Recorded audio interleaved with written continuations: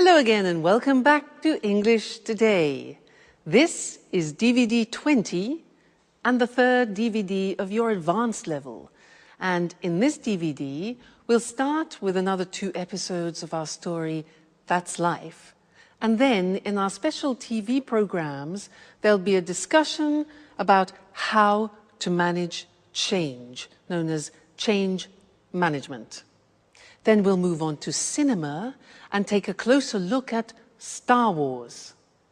Then, in the grammar section, we'll look at ways of expressing your opinions in English. Then we'll study the construction used to, which we use when we're talking about habits. All right? So, have fun.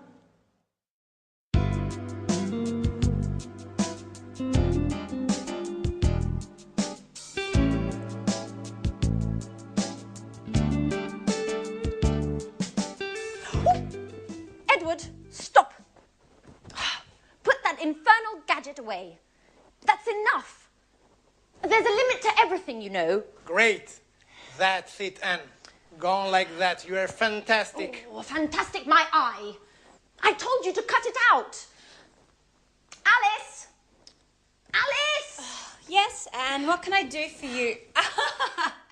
Stop laughing. Oh, Anne, come on. And tell your director friend to give it a rest. And put away that damn video camera. I absolutely do not want to be filmed like this. Have I made myself perfectly clear? Hi, Alice. Hey. Good morning, Edward. Can't stop working, eh? What's on the menu for today's shoot? Wow, Anne, you look beautiful. Excuse me, could I use the bathroom for a moment? Huh? Thanks. Oh, calm down, Anne. None of these sessions are going to be shown for air. At least for now. What exactly does for now mean? Well, once all the material's been put in place, cut and edited, Edward's planning on showing it to a producer. If it's accepted, the idea is to go for our own TV program. Isn't that a great idea? What? Yeah. Producer? Television? Mm-hmm. Let me in, Jack. Let me in. No, let me in. Oh, oh, oh, let me in. Oh.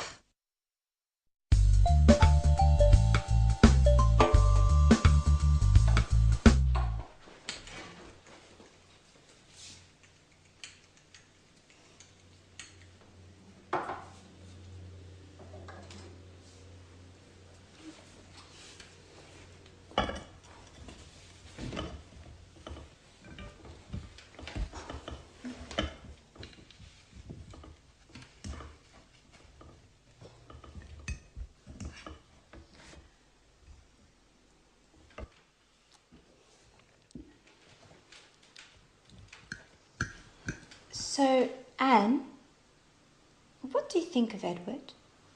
In what sense? As a man or as a director? Do you really have to ask? As a man, of course.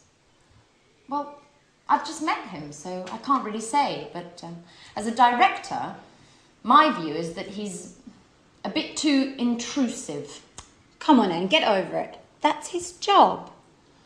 In my opinion, I think he's just great. Oh, what's this I'm hearing? Our little Alice might be in love? Well, yes.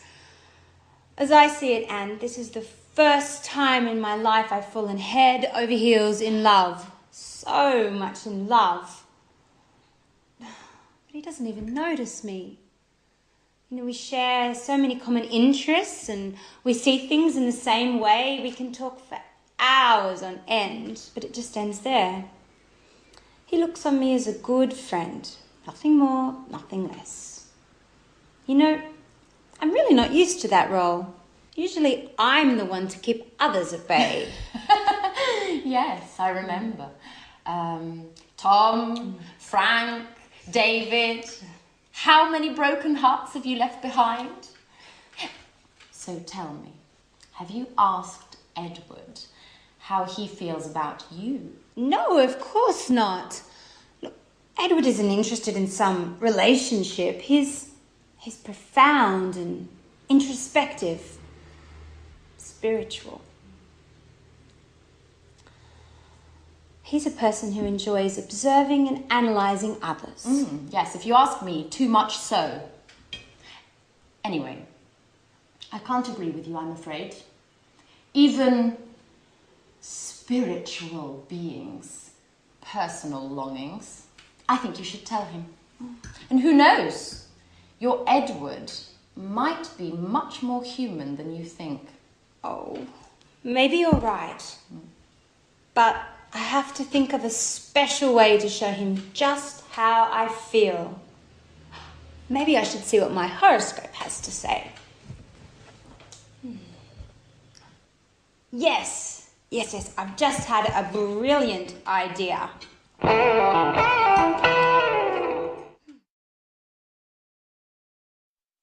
Hello again and welcome back to your live English language TV program.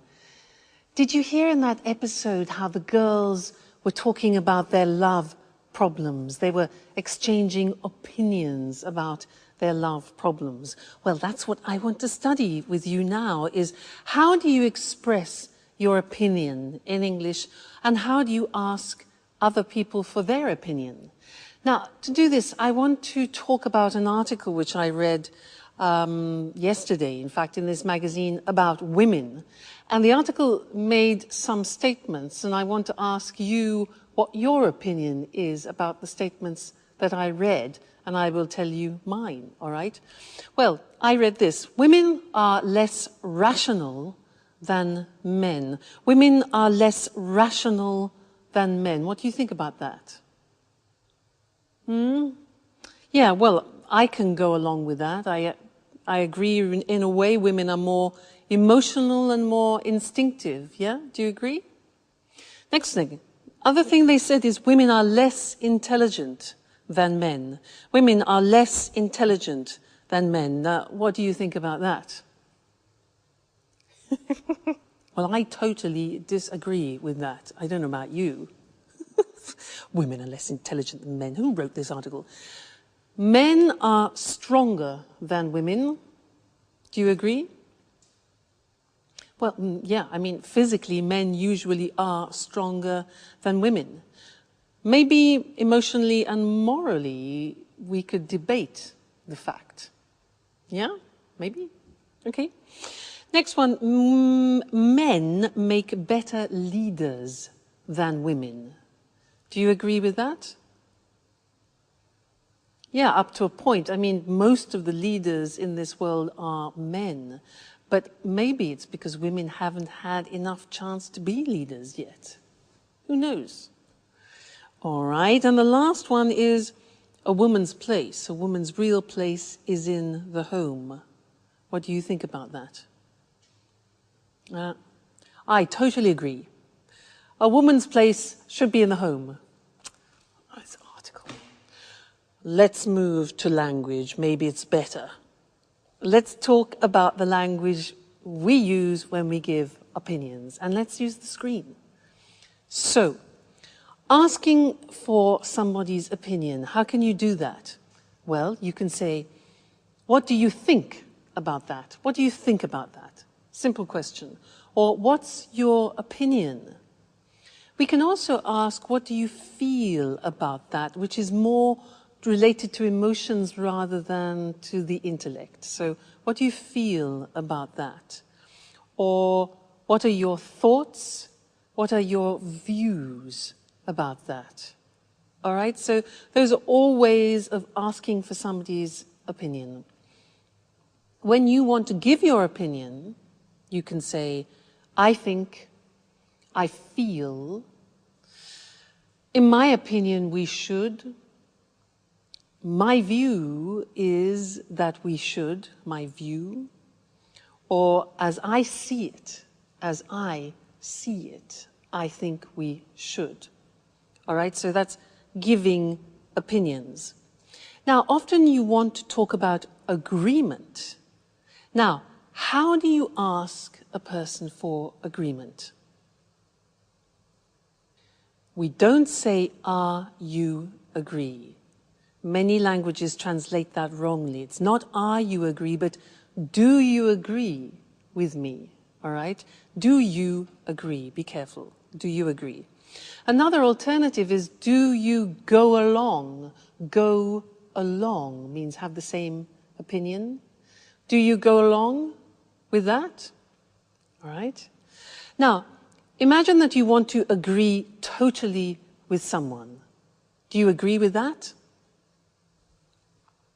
Exactly. You can say, "I totally agree with you." "I completely agree with you."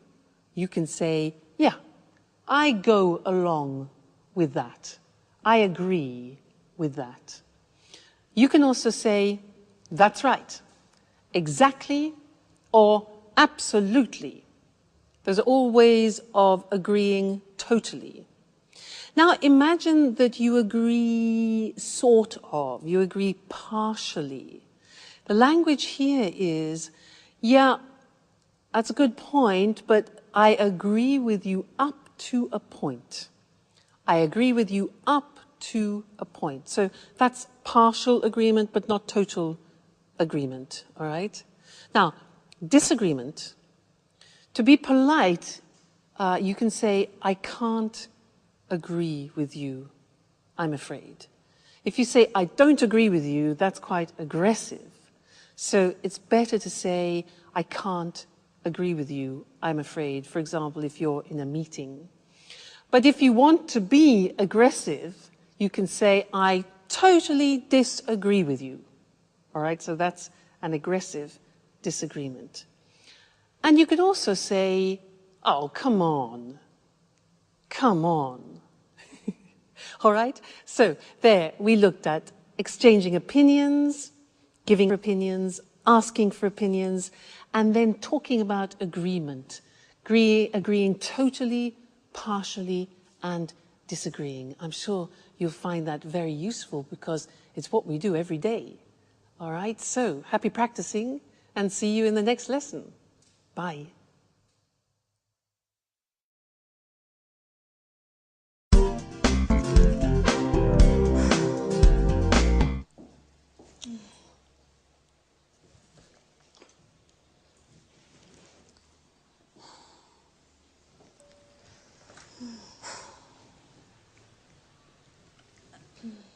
Alice? Are you feeling okay? Oh, yeah. Hi, Anne. I'm just preparing a little lunch for Edouard. Edouard? What's with the French accent? I thought you said he was Canadian. He is, from the French part. His mother's French, so he's fully bilingual. Well, now that you mention it, I had noticed a slight French accent. Oh, yes. Isn't it adorable?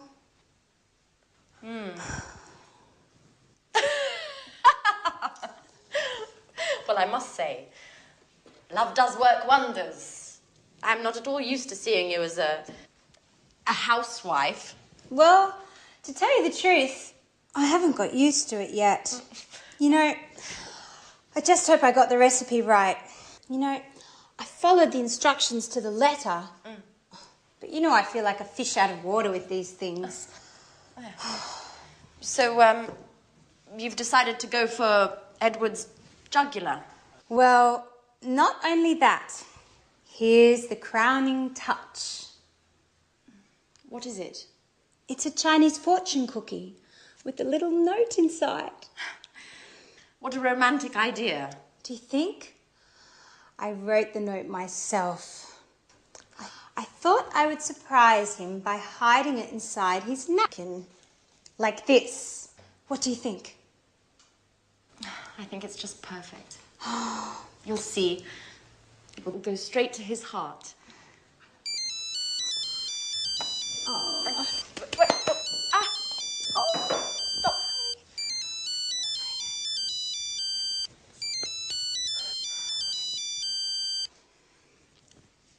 Hello? Yes, this is Alice. Oh, It's already come in. What? Oh, in half an hour? Yeah, okay. I'll be there in a few minutes. Anne? Could I borrow your car? Please? I have to go and pick up a packet my father sent me, but the post office closes in half an hour and I won't make it on foot. My car? You don't have a license? Oh, don't worry about it. I have it. And anyway, I always used to drive. You know, my dad's got a car just like yours. Okay, I'm off. Tell Edward I'll be back in a flash. Alice? Alice? But who's going to clean up this mess? Get used to it, Anne. It's the same old story. Now I'm late.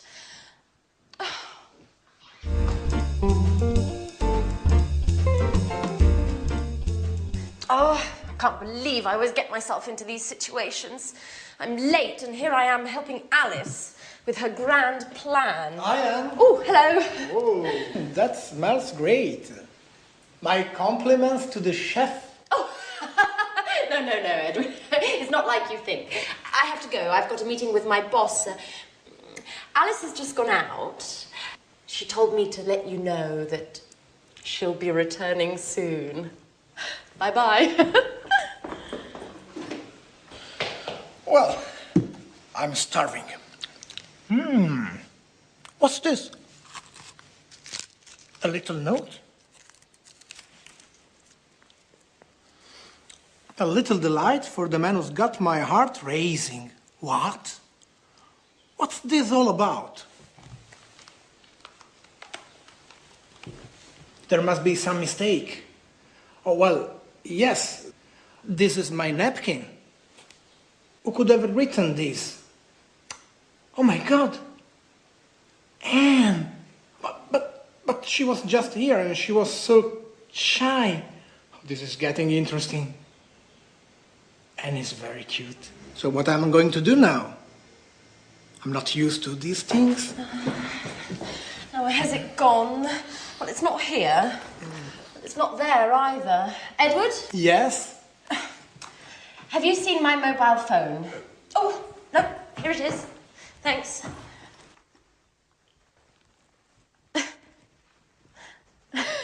Pardon me. Why are you eyeing me like that? Nothing.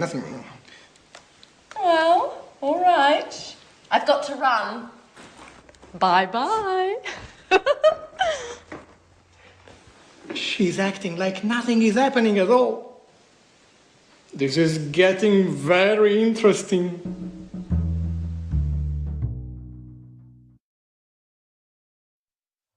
Hello again and welcome back.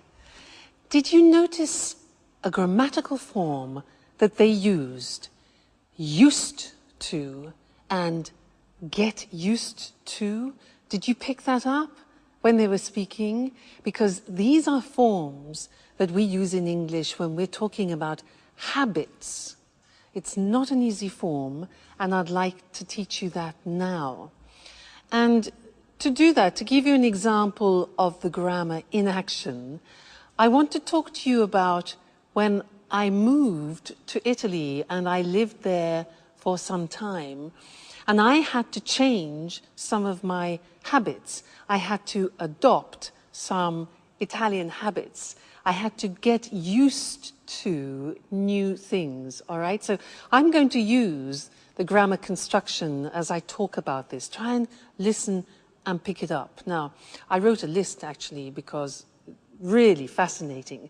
You would think that Italy and England being very close wouldn't be very different, but in fact there are some noticeable differences. For example, driving on the right. I had to get used to driving on the right. In England, we drive on the left. So you can imagine it's a question of life and death. So the first thing was I had to get used to driving on the right. You hear that? To get used to driving on the right. Now that means that I had to adopt a new habit, to get used to doing something. We'll look at the grammatical form after. For now, just listen how I use it, all right? Another thing. Oh yeah, Italian driving. I had to get used to Italian driving.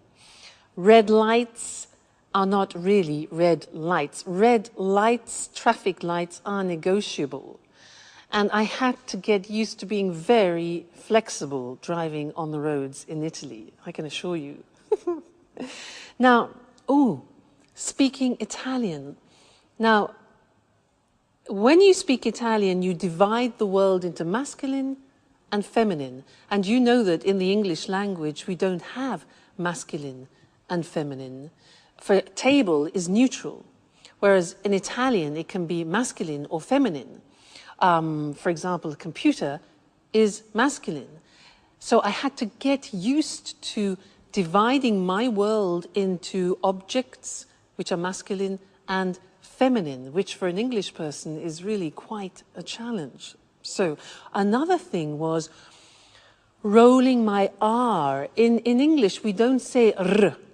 It doesn't exist. But in Italian, for example, if you want to say red, you have to say rosso.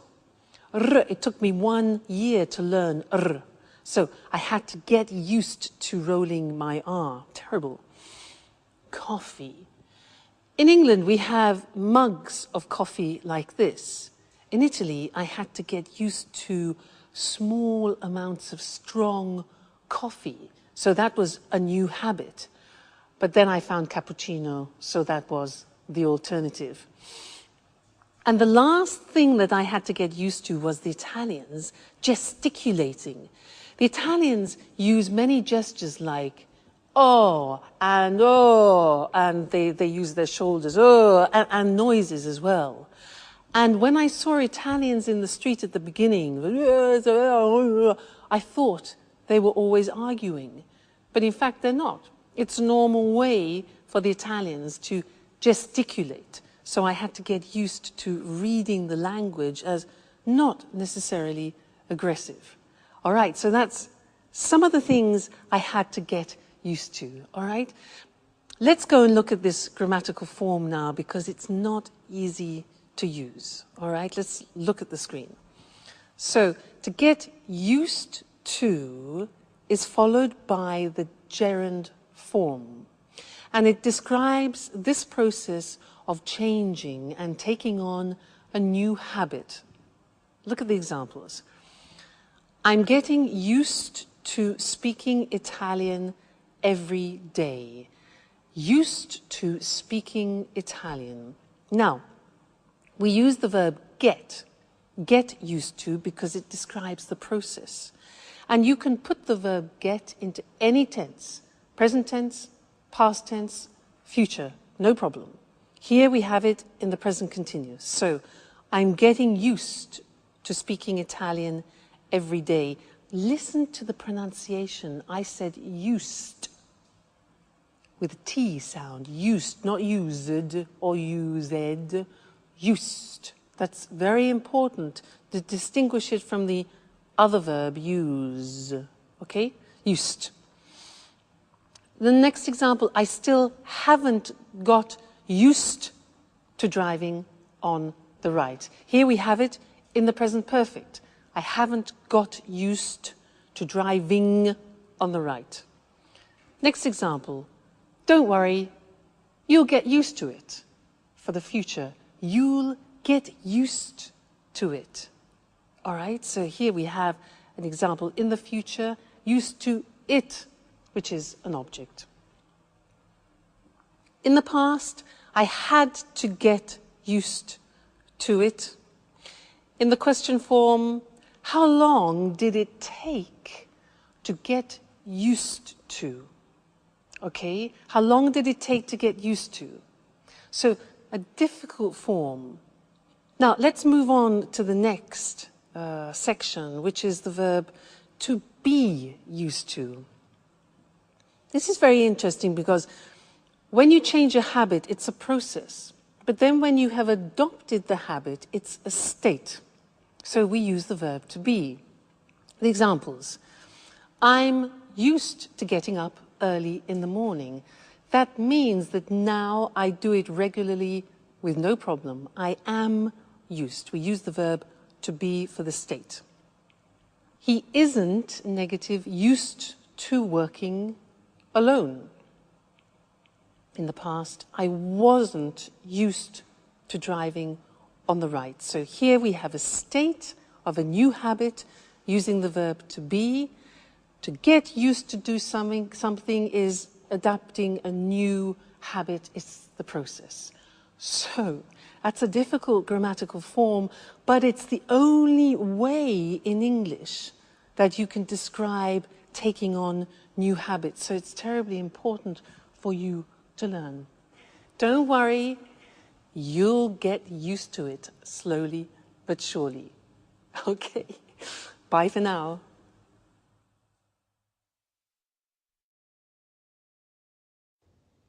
Hello, and welcome to this week's edition of Let's Talk, our evening discussion program with our commentators, Tom and Marie.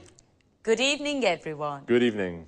According to a recent report from the EU on the economies of the Eurozone, many companies are going through a difficult period.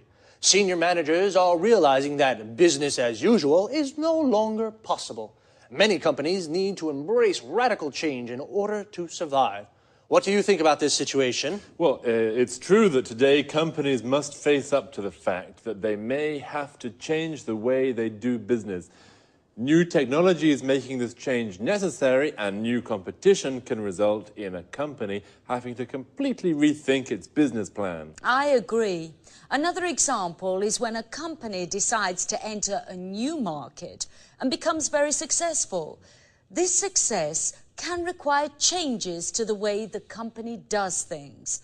All these situations result in changes being needed to the way a company operates. It's not easy to make changes to the way a company operates and the way people work. How can a company do this successfully? Well, there's been a lot of research on this topic. It's called the change management process. I see. So what are the elements of a successful change management process? Where do you start? Well, it's important to analyze the situation carefully before embarking on a process of change. A good analyst will identify the key areas of a company's operations that need to be changed. Then an effective change strategy needs to be drawn up. This says exactly what needs to be changed. That's right. Input to the strategy can come from the management team or an external consultant. In addition, all the company's workers should be asked for ideas. Sorry, I don't quite follow that. Do you mean that the workers in a company should be able to decide what changes are made? No, that's not what I mean. Everyone in the company should be canvassed for suggestions on changes that could be made to the company. This enables employees to buy into the change process. They feel included and are more likely to implement the changes once they've been decided. Okay, I see. It's clear now. So, lots of people input into the change strategy. And what happens next? Well, now the strategy has to be implemented. It has to be put into action. This can be the most difficult stage of the change management process. Staff need to be told about the changes, and some may need training on new ways of doing things. A member of the management team should be available to answer questions from employees about the changes taking place. And once the changes have been implemented, is that it? No, it's not. It's very important to consolidate the changes to make sure that employees don't go back to the old way of doing things. A manager should be chosen to act as a champion for the changes and should collect feedback from the employees to see what they think about the changes. This champion should praise employees who have implemented the changes. Of course, it's very important to raise the morale of staff at this time. Otherwise, there is a risk that they'll revert back to the old way of doing things. So it's quite a complex process. Well, companies need to know about change management techniques in order to survive in today's rapidly changing markets. Thanks to Tom and Marie for their explanation on how to bring about change in a company. Goodbye, Eric. Goodbye. And goodbye, everyone, and see you again next week for another edition of Let's Talk. So, the change management process is the process a company uses to change the way it operates. Due to new technologies and new competition, many companies have to rethink their business plan. To rethink something means to reconsider, to think again about a choice you made before. A business plan is a strategy for running a company. Remember, to run a company means to manage it. Companies have to embrace change. To embrace something means to accept it and put it into practice. So, to embrace change means to start making changes. Companies must face up to the fact that they have to change the way they do business. To face up to something means to accept a difficult situation exists. So, how does the change management process work? First, an analyst identifies the areas that need to be changed. An analyst is an expert who looks at all the elements of a situation. He analyzes a situation. Everyone in a company should be canvassed for suggestions. To canvass means to ask people for their opinions. This enables employees, the people who work in the company, to buy into the changes. To buy into something means to believe in something. Then a strategy is drawn up. The phrasal verb to draw up means to prepare. We use it for documents. For example, you draw up a contract. The strategy must then be implemented. To implement means to put into action. Once the strategy is implemented, it's important to consolidate it. To consolidate it means to make stronger. And employees should be asked for feedback to see what they think of the changes. Feedback means opinions about something. Well, folks, we've come to the end of today's program. See you again soon. Good morning, everyone, and welcome to another edition of Talk Cinema. This morning, we'll be talking about the most famous of all science fiction sagas, Star Wars. As always, in the studio with me is Sanjeev Gupta, our cinema expert. Welcome, Sanjeev. Hello, Lucy. Hello, everyone. A question to start with, Sanjeev. Just how many films make up the Star Wars saga? 6 in all. And how many of these have you seen? All 6, of course. And you?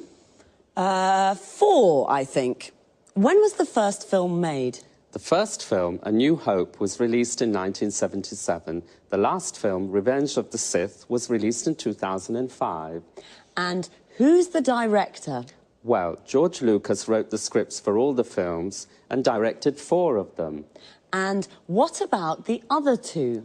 Irvin Kershner is the director of The Empire Strikes Back, and Richard Marquand directed The Return of the Jedi. What's so special about the Star Wars films, Sanjeev? Lots of things, actually, Lucy. You know, the first Star Wars film, back in 1977, broke new ground with its special effects. New methods were used whereby the action shots were taken against a blue background with real models. It doesn't sound sophisticated compared with today's computer-generated effects, but 29 years ago, it was revolutionary. In fact, the amount of time Lucas spent on the special effects almost resulted in the film not being finished. Why do you think the films have been so enormously popular? We're dealing with science fiction here, but really the storylines in the films draw on themes common not only to science fiction, but also to classical mythology. Really? Interesting. Yes, then there's the obvious struggle between good and bad. There's the famous force, the energy field that can be used for good but also for bad. Love plays a big part in the saga, as does the eternal struggle for power and domination. Love, power and domination, yes. So, have the films made a lot of money? It's been estimated that the films, along with the TV series, books and video games that have been made around the Star Wars theme, have generated $20 billion over the last 29 years. So, $20 billion, yes, that's rather a lot of money. And what about the music in the movies? I really love the music. Yes, I think the music has played an important role in helping people to remember the films. John Williams composed the scores for all 6 films. The style he uses has changed as the years have gone by. In the first films, he associated leitmotifs with each character, quite a simple approach. In the later films, he changed his mind and took a richer, more sophisticated approach to the music. One last question. Is the saga definitely complete now? I wouldn't bet on it. There are rumours that George Lucas may be working on a sequel, but for television, not for the cinema. So, we may be seeing Luke Skywalker again soon. Wonderful. Well, thanks, Sanjeev, and goodbye. Goodbye. To all of you and Sanjeev, may the Force be with you. Goodbye. Now, let's have a look at some of that vocabulary we just used. So, 6 films make up the Star Wars saga. To make up something here means to go together to form the whole of something. The 6 films form the entire saga. To make up something is a phrasal verb that can also mean to invent something. For example, I made up a story means I invented a story. The first Star Wars film was released in 1977. We say a film is released when it can be seen at the cinema for the first time. It broke new ground with its special effects. To break new ground means to do something for the first time. It broke new ground because it was the first film to shoot the action shots with real models. An action shot is a scene of a film with action. For example, a car chase or a battle. And what are special effects? They're visual effects added to a film after the shooting has been completed. The shooting is the filming process of a film. The special effects used in the first Star Wars films were not very sophisticated compared with the computer-generated effects of today's films. Computer-generated effects are special effects that are made using a computer. The soundtracks of the Star Wars films have also become very famous. The soundtrack of a film is its music. In the first films, John Williams, the composer of the soundtracks, associated leitmotifs with each character. A leitmotif is a reoccurring musical or visual theme associated with a particular character, situation, or emotion. Well, we have, as usual, run out of time, so goodbye for now.